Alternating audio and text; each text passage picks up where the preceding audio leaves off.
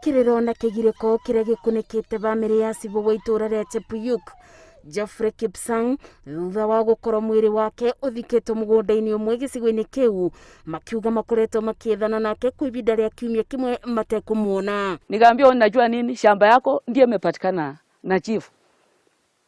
Nilistuka na nikakuwa na mstuka mbaya. Nikasema sasa chifu anawekwa kwa shamba yangu. Ni yeye aliwa msichana poma yeye. Na yeye mimi nafanya kazi na yeye. Hii watu walikuwa na niakani na mimi na chifu.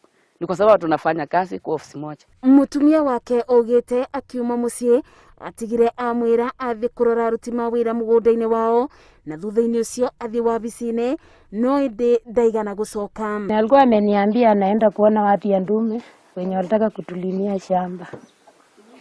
Alafu akaenda, kuna watu walitaka wamwandikie barua, lakini hakurudi hiyo siku. Vile mimi nilikuwa ninaongojea tangu siku hiyo sijamuona. Mageria ma bamĩrĩ na mũingĩ wa itũũra rĩrĩ kwethana na cibũ ũyũ iria monete mwĩrĩ wake marakorire nguo ciake na thimũ ici na iroba kuve na barĩa aratetwo magĩkũa gĩko gĩkĩ kĩrekirwo nĩ arugi ma njobi cia ibango iria cibũ ũyũ akoretwo akĩbũrana nacio. This thing according to us was planned and well executed. So the circumstances surrounding his death are unknown.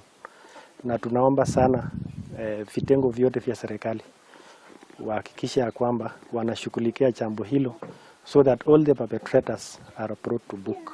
Magĩcaka ya gĩkuũ gĩake aikari maugĩte cibũ ũyũ ararĩ mũbari-inĩ wa mbere kũgacĩrithia ũgitĩri na kũbũrana na njobi cia ibango gĩcigo-inĩ gĩkĩ makiuga rĩkuoya ibinda mangĩkona mũndũ ũngĩiyũria ithenya rĩake. Ngĩribotera Inooro TV njĩtagwo Masi wa Ndia wa Mũrĩithi.